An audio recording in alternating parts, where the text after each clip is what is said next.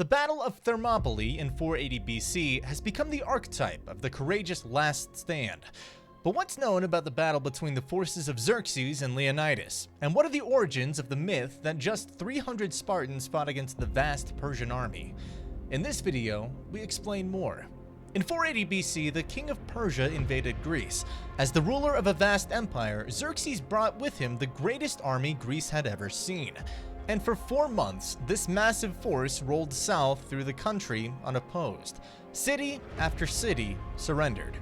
But Xerxes' campaign came to a juddering stop when his army reached the pass of Thermopylae in central Greece, where he found a Greek army waiting, led by the Spartan king Leonidas. The battle that followed has gone down in history as the mother of all last stands. As you approach Thermopylae, about 200 kilometers from modern Athens, from the north, the mountains loom before you like a wall.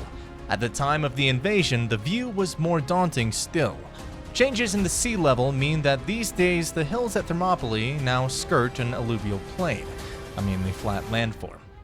But in 480 BC, the sea washed up to the base of steep hills, and the pass was narrow, 5 meters wide at most at each end, and no more than 15 meters even in the middle.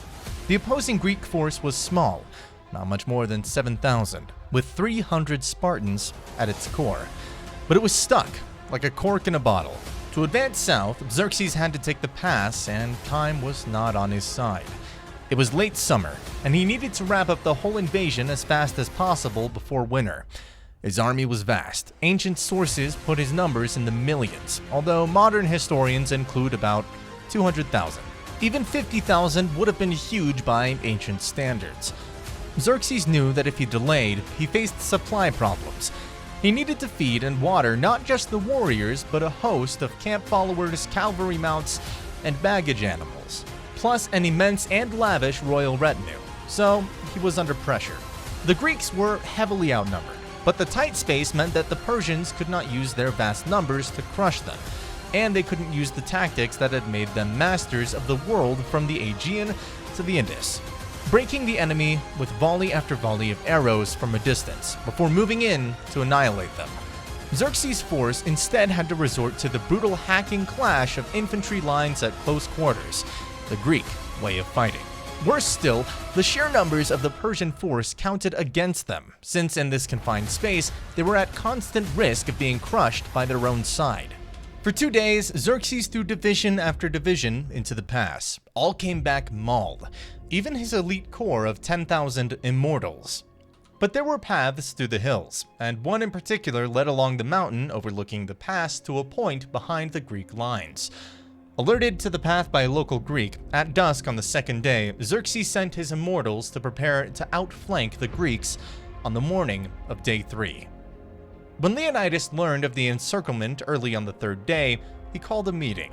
They still had time to withdraw, but Leonidas and what was left of his 300 Spartans insisted on staying. So too did the contingent of 700 from the ancient Greek city of Thespiae. Since their city in the nearby region of Boeotia was in the path of any Persian advance, they had good reason to lay down their lives. 400 Thebans also stayed, only to desert at the end. The rest of the Greek force chose to leave. The historian Herodotus, keen to lionize Leonidas, tells us that the leader sent the allies away to spare their lives and win immortal glory. Although neither motive can be dismissed, it's likely that the main reason was strategic. The Persians, unlike the Greeks, had cavalry, which could overtake and destroy the retreating forces. To buy time for the retreating troops, Leonidas needed a rear guard to hold back the Persians and die if necessary. The rear guard held their own, despite losing their commander Leonidas amidst brutal drawn-out fighting. But then, the immortals arrived, and the Greeks had to retreat to a low hill. The vicious hand-to-hand fighting had broken their spears and swords, but they fought on with daggers, hands, and teeth, until the Persians tired of unnecessary losses and shot them down with arrow volleys. Arrowheads of Anatolian design have been found in large numbers on the hill by modern archaeologists. Thermopylae was a Greek defeat. The rear guard was annihilated and the Persians rolled on to occupy central Greece. But Thermopylae did, crucially, prove that the Persian war machine could be stopped. It also tested the Greek strategy of using confined space to neutralize Persian numbers, a strategy that later proved devastatingly effective when the Greeks destroyed the Persian fleet in the narrow Strait of Salamis just a month or so later. Win or lose, the battle achieved mythic status almost at once, like the British retreat at Dunkirk in 1940, or the massacre of the defenders at the Alamo Mission in Texas in 1836, and it became Sparta's myth. The 300 Spartans were a minority of the defending force, not just in the army, but even in the last stand. But the clash became the Battle of the Spartan 300, not the Greek 7,000 in popular imagination. It also served to polish Sparta's already formidable reputation for invincibility. In the 5th century BC, Herodotus recounts how Xerxes, before Thermopylae, asked the exiled Spartan king, Demaratus, how free Greeks could stand against him without being forced to fight under the lash. Demaratus replied that the Spartans, though free, have a master whom they fear more than the Persians, their king, and the law, which tells them not to retreat, but to stand and die. This wasn't strictly true. The Spartans knew how to retreat. It was Thermopylae that created the myth that Spartans always win or die. Equally useful for Sparta's image were stories of Spartans who made the mistake of surviving. One such story is that of Aristodemus, who was one of 2 Spartans invalided out of the battle due to an eye infection.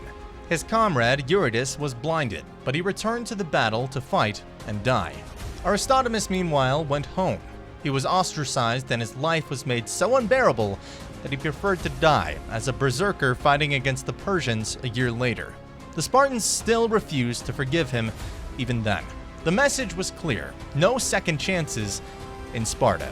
Most strikingly, later sources present the whole campaign as a suicide expedition, having Leonidas tell the authorities at Sparta before the battle that his real goal is to die for Greece. But 7,000 seems a large force to send out just to die for no strategic goal. And the story works only for the 300 Spartans, and not for the 6,000 plus allies. Certainly, those who left the 3rd day did not think they had joined a suicide squad.